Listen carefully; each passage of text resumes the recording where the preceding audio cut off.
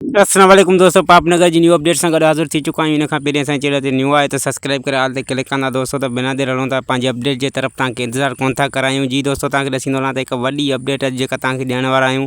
त हीअ video miss न कजो दोस्तों।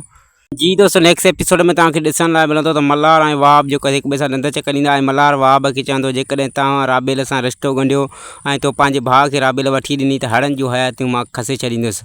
ऐं वहाब हुनखे चवंदो तुंहिंजो को बि रिश्तो राबेल सां न आहे रहियो। हूअ जेका धीउ मिठल जी आहे ऐं मिठल जेको हुनखे चए थो त हूअ करे थी, माना हूअ पीउ जो चए थी आहे त तुंहिंजो कुझु बि न वञे, त मां पंहिंजे भाउ जो रिश्तो ज़रूरु कंदुसि। ऐं नेक्स्ट एपिसोड में तव्हां इहो बि ॾिसंदो दोस्तों त मल्हार जेको आहे त राबेल खे चवंदो त तूं माना ईअं न कर, ॿिए कंहिंसां शादी न कर। त हूअ हुनखे चवंदी त मूंखे जीअण ॾे, मूंखे जीअण छो नथो ॾिनो वञे, जॾहिं त तुंहिंजे पीउ मूंखे हेॾा वॾा ताना हेॾा वॾा मेणा हेॾी वॾी बदनामी करे ई छॾी आहे, त तूं मूं मां हथु कढ त मां सुख सां ऐं चैन सां जीअं। ऐं दोस्तों ॿिए पासे ॾिसंदो त नूरो ऐं मिठल बि जेको आहे त हिक ॿिए सां ॾंद चकरींदा ऐं जेको आहे त मिठल जेको आहे त नूरल खे ॾाढी छंड पटींदो दोस्तों नेक्स्ट एपिसोड में।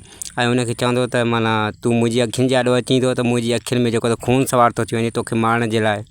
जी दोस्तों, उम्मीद आहे त हीअ वीडियो तव्हांखे पसंदि आई हूंदी। वीडियो पसंदि अचे त लाइक सब्सक्राइब शेयर ज़रूरु कंदा। वरी मिलंदासीं तव्हां सां नेक्स्ट अपडेट सां गॾु। ख़ुदा हाफ़िज़ दोस्तों, दुआनि में यादि।